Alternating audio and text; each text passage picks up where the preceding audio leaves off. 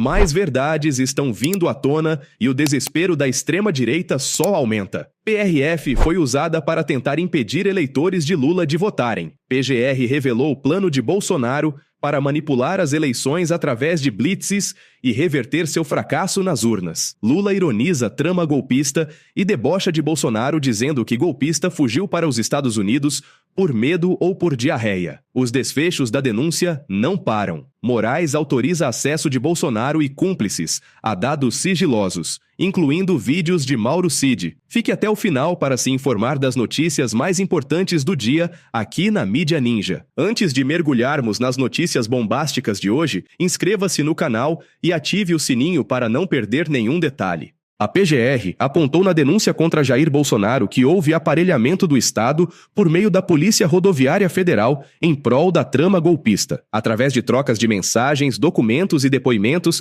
concluíram que a PRF, sob comando de Silvinei Vasquez, agiu para tentar impedir o deslocamento de eleitores do presidente Lula aos locais de votação durante o segundo turno. Aliás, na época, Silvinei chegou a pedir na maior cara de pau votos para Bolsonaro em suas redes sociais e foi convocado para se explicar. Foram colocadas blitzes em cidades onde o Lula teve grande número de votos, como na região do Nordeste, desrespeitando a decisão de Alexandre de Moraes, que proibiu esse tipo de abordagem na noite anterior ao pleito.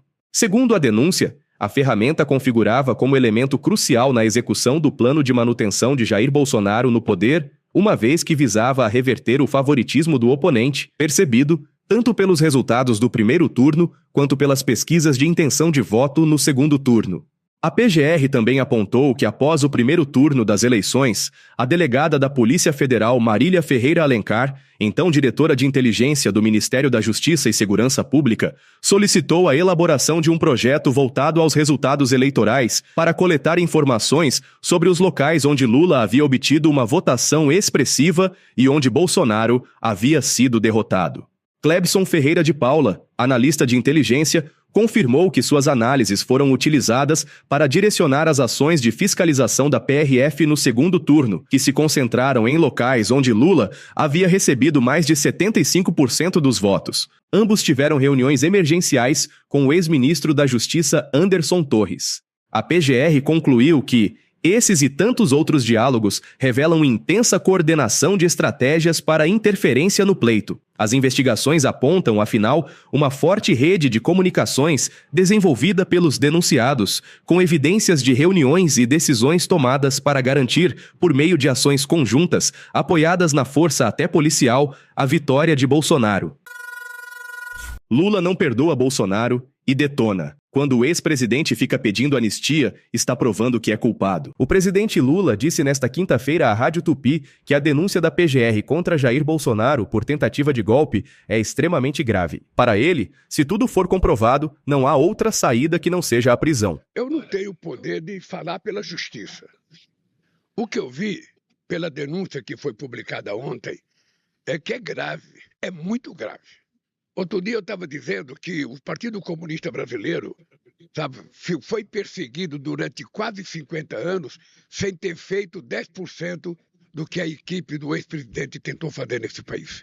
Se for provado a denúncia feita pelo Procurador-Geral da tentativa de golpe, da participação do ex-presidente do escalão de primeiro grau dele, o primeiro escalão dele, na tentativa de morte de um ministro da Suprema Corte Eleitoral, na tentativa de assassinato de um presidente da República e do vice-presidente, é uma coisa extremamente grave. Eu tenho certeza que, se for provado, ele só tem uma saída: ser preso. Ele e quem participou dessa quadrilha que estava não tentando governar, mas tentando tomar conta do país como se fosse propriedade privada. Obviamente que eu acho que eles terão o direito de se defender, terão o direito de dizer que é mentira, mas se for provado, não tem outra solução senão ser condenado. Durante a entrevista, Lula também criticou Bolsonaro pela insistência em anistia a ele e todos os condenados pela trama golpista do 8 de janeiro.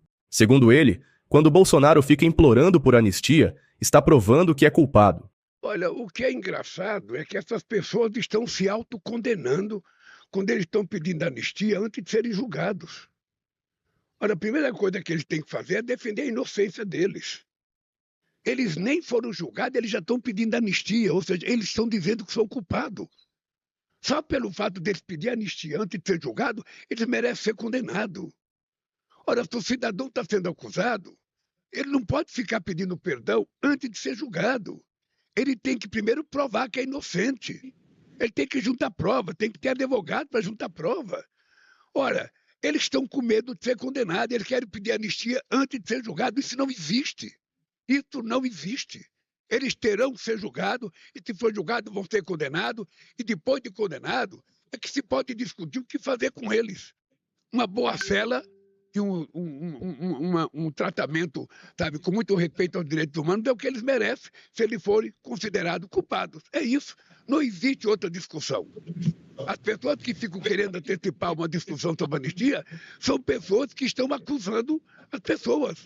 Quando o ex-presidente fica pedindo anistia, ele está provando que ele é culpado.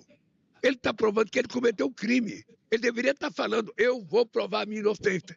Como ele é mentiroso, um mentiroso custo mais, porque ele mentia 11 vezes por dia quando era presidente, e isso vocês diziam todo santo dia, e provava a mentira dele aqui, sabe, na porta do Palácio da Alvorada, no cercadinho que ele fez para mentir. Esse cidadão deveria estar dizendo, eu sou inocente, eu vou provar minha inocência, eu não sou culpado. Não, mas ele está pedindo anistia. Ou seja, ele está dizendo, gente, eu sou culpado. Eu tentei bolar um plano para matar o Lula, tentei bolar um plano para matar o Alckmin, tentei bolar um plano para matar o Alexandre de Moraes, sabe? Não deu certo porque eu tive, sabe, uma diarreia no dia, fiquei com medo, sabe? Tive que voar para os Estados Unidos antecipadamente para não ficar com vergonha da posse para o meu adversário. Então, por favor, sabe? Me perdoe antes de eu ser condenado. Não.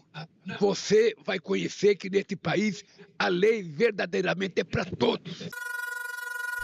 Moraes atende pedido de Goné e autoriza acesso de denunciados a dados sigilosos. Agora eles poderão ver Mauro Cid delatando trama golpista. O ministro Alexandre de Moraes autorizou nesta quinta-feira que todos os 34 denunciados no inquérito do golpe, incluindo Jair Bolsonaro, tenham acesso a provas de investigações sigilosas relacionadas à denúncia. A decisão atende a um pedido de Paulo Goné, que pediu que as defesas tivessem acesso aos elementos informativos que instruíram a denúncia. Com isso, o Procurador-Geral da República se antecipou a possíveis alegações de restrição às defesas. As investigações abrangem o aparelhamento da ABIN, o uso da Polícia Rodoviária Federal para influenciar as eleições de 2022 e os atos golpistas do 8 de janeiro. Inclusive, Moraes declarou que a delação premiada do ex-ajudante de ordens de Bolsonaro, Mauro Cid, já está disponível para os acusados, incluindo as gravações em vídeos. Bomba! Mauro Cid revela que juiz do TSE atuava como informante do esquema bolsonarista e repassava paradeiro de Moraes. Mauro Cid revelou em depoimento que um juiz do TSE atuava como informante, repassando ao esquema bolsonarista o paradeiro de Alexandre de Moraes, enquanto o ministro era alvo de monitoramento. Durante o interrogatório em novembro do ano passado, Cid contou a Moraes que o juiz passava informações sigilosas ao coronel do Exército Marcelo Câmara, ex-assessor de Bolsonaro. Sem citar nomes nos autos, Moraes deixou claro que ele já foi identificado. Vale lembrar que Moraes foi monitorado quando ainda era presidente do TSE, a mando de Bolsonaro. A trama golpista previa ações contra ele, com possível prisão, sequestro e até assassinato, conforme a investigação acusa. Sempre contraditório e passando vergonha, Bolsonaro se pronuncia após denúncia da PGR e diz que está cagando para a prisão, enquanto implora por anistia. Logo após as denúncias da PGR virem à tona, Bolsonaro tentou bancar o corajoso nesta quinta-feira ao declarar "caguei para a prisão". Mas nos bastidores, todo mundo sabe que o inelegível continua implorando por anistia. Ao lado de parlamentares e militantes durante o primeiro seminário de comunicação do PL, em Brasília, Bolsonaro ainda negou em vão sua participação na tentativa de golpe. Mas eu poderia continuar vendo o meu país se deteriorar, se acabar, se afundar. Um país onde se rouba a esperança do seu povo.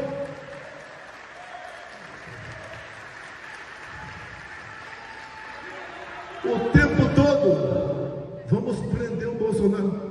Caguei pra prisão.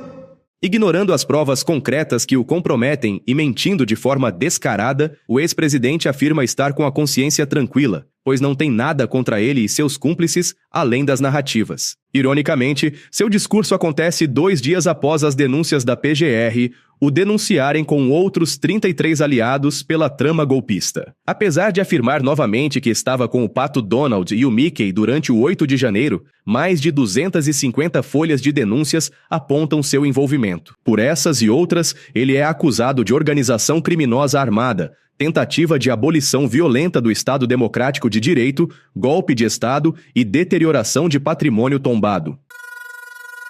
Reforma ministerial a caminho. Lula avalia substituir Nízia Trindade por Alexandre Padilha. O presidente Lula avisou a aliados que vai substituir a ministra da Saúde, Nízia Trindade, na reforma ministerial, segundo a Folha de São Paulo. O nome mais forte para substituí-la é o do ministro Alexandre Padilha, mas o nome Arthur Tioro também foi citado.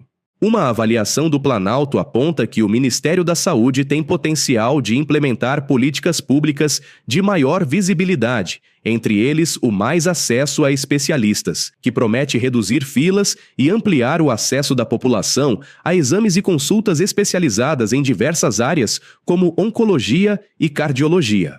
Outra troca que deve acontecer em breve é a ida da presidente do PT, Gleisi Hoffmann, para a Secretaria-Geral da Presidência da República. Na última quarta-feira, Lula disse que uma reforma ministerial é algo muito íntimo do presidente da República. Mudar ou não mudar o governo é uma coisa que pertence muito intimamente ao presidente da República. Eu estou contente com o meu governo, muito contente. Acho que todo mundo cumpriu à risca o que era para fazer e ao longo do tempo, que não precisa ser um meio do ano, pode ser no meio do ano, pode ser no final do ano, um presidente vai mudando pessoas na medida em que ele entende que deva mudar as pessoas. Não faz parte do meu discurso. Nunca nenhum jornalista ouviu eu dizer que eu vou fazer reforma de governo ministerial. Nunca. Essa palavra não existe na minha boca. Não existe porque eu mudo quando eu quiser. Da mesma forma que eu convidei quem eu queria, eu tiro o que eu quiser, na hora que eu quiser. É simples assim, sem nenhum problema. A denúncia da PGR contra Bolsonaro deve adiar as mudanças. Aliados do presidente avaliam que irá esperar um pouco antes de fazer qualquer modificação em seu time.